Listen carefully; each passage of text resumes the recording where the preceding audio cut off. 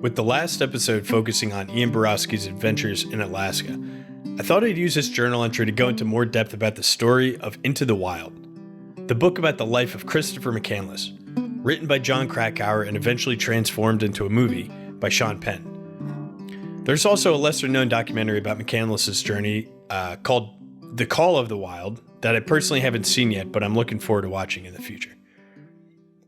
In the early 1990s, a young man named Christopher McCandless embarked on a journey that would become a modern legend, a tale of adventure, idealism, and the tragic beauty of youthful fervor. This is the story of Alexander Supertramp, as he called himself. Born on February 12, 1968, in Inglewood, California, Christopher McCandless faced an abusive family dynamic at home despite excelling at school and his extracurriculars. He was an outstanding athlete and went on to pursue double majors of history and anthropology at Emory University, where he graduated top of his class with honors. He also had a passion for literature. He was deeply influenced by the works of Jack London, Leo Tolstoy, and Henry David Thoreau, whose ideas helped shape his transcendental view of the world. His father's alcoholism and bigamous union with his second wife, however, left a lasting impact on him, leaving him dreaming of a life far removed from the constraints of society, of one closer to nature. In an effort to adopt a more vagabond lifestyle, he donated his remaining college savings upon graduation of $24,000 to charity, abandoned most of his possessions, and began a journey across the American landscape. He initially drove his Datsun, a car manufacturer under the Nissan brand, all the way to Lake Mead National Recreation Area, but suffered numerous breakdowns along the way. He also did not carry valid car insurance, and his license plates were expired. After a flash flood that made the final blow to his car, he removed the evidence, gathered what he could carry by foot, and continued on. A quick fun fact about this car is that when the local authorities found it, they repaired it and put it into service as an undercover vehicle. McCandless's adventures took him through Arizona, California, South Dakota, and many places in between. He worked odd jobs, met various people, and lived off the land. For a while in early 1991, he worked as a grain elevator operator in South Dakota, but quit to once again pursue a more helter-skelter lifestyle without material possessions. He kayaked all up and down the Colorado River despite not having any proper training or boating license, and eventually reached Mexico. Upon attempting to kayak back into the U.S., he was arrested at a border checkpoint for trying to bring his handgun that he had used for self-defense and hunting. Following this debacle, he continued north, reaching back eventually to South Dakota. Then from South Dakota, he hitchhiked his way all the way up through Canada and into Fairbanks, where the meat of the Into the Wild movie then takes place. It was during this journey that he adopted the now famous pseudonym Alexander Supertramp that he would refer to himself as whenever meeting new people. And no, get your head out of the gutter. Tramping refers to the act of walking long distances across a rough terrain. Anyway, McCandless's fascination with Alaska began long before he ever set foot there. He was drawn by the idea of living off the land in complete isolation, testing himself against nature's unforgiving elements. It was only natural that he chose Alaska, the last frontier, to fully immerse himself in the wilderness. According to Jon Krakauer, Chris originally set his sights for the Bering Sea on the west side of Alaska, and Denali was only a pit stop along the way. With minimal supplies, a small caliber rifle, a camera, several books, and 10 pounds of rice, he was determined to carve out an existence in the wilderness. As he set off on his journey, he hitchhiked once more down to Denali National Park to the trailhead of the Stampede Trail, a remote path outside Healy, Alaska, that kicked off his travels west. The Stampede Trail has a long history. It began as an old mining trail first blazed in 1903 by prospectors who were drawn to the Kantishna region, which was thought to contain gold. Later, however, in the 1930s, a man named Earl Pilgrim used the trail to mine for antimony, the main mineral extracted for nearly all of the trail's commercial use. There was one main drawback, however. The trail was only accessible in the winter when certain parts were frozen and the miners could get their equipment across. In 1960, the Utah Construction Company won a contract from the state to fix this problem by upgrading the trail for year-round mining purposes. As construction began, 3 1946 International Harvester K5 buses were sent to provide site accommodations for the crew members. Each bus contained a wood-burning stove and a couple of beds. The project didn't last long, however, as the company quickly realized the difficulties of building a road in such a harsh environment. The project ceased after just 1 year in 1961. Only 47.5 miles of road was built, and no bridges were constructed. Notably, no bridges were constructed over the most dangerous part of the entire trail, the Teklenika River. The Stampede mine continued to operate for another decade or so, but relied on the winter trail for transporting their shipments about 28 miles east to modern-day Healy. This ultimately proved too taxing on the company, and it shut down in the 1970s. As they were clearing everything from the mining site, one bus was left behind due to a broken rear axle. Fairbanks City Transit System Bus 142. The same bus that Chris stumbled across nearly 20 years later en route to the Bering Sea, that he later called the Magic Bus. McCandless kept a journal, whose journal entries reveal a mix of exhilaration and increasing hardship that eventually led him to give up on the idea of continuing west. For him, the bus represented a safe haven, a base where he could live out his Alaskan dream.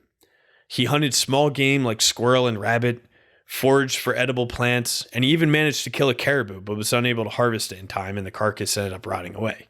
But life in the wilderness, however, ended up being much harder than he anticipated, and living off the land became more challenging. By late July, McCandless decided to return to civilization.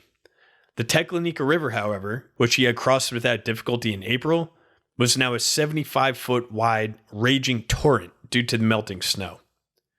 Trapped by the river and weakened by starvation, McCandless reluctantly returned to the bus on July 8th. After this point, his journal entries indicate a progressively bleaker outlook on the situation.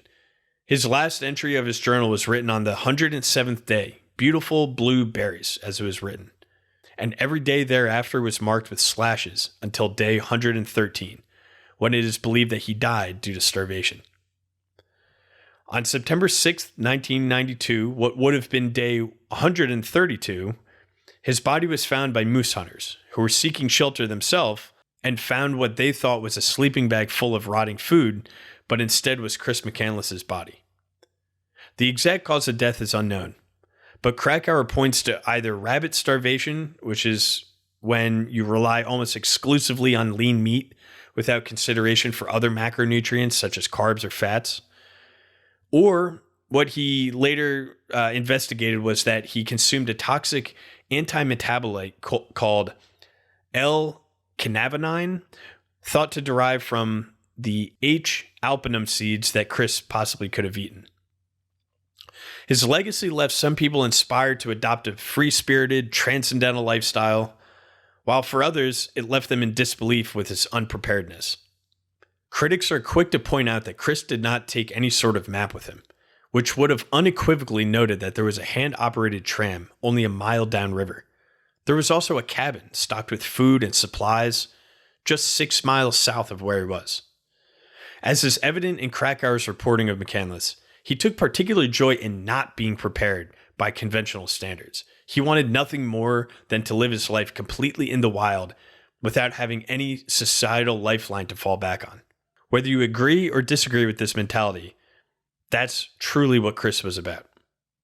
There's a paragraph on Chris's Wikipedia page that I really like.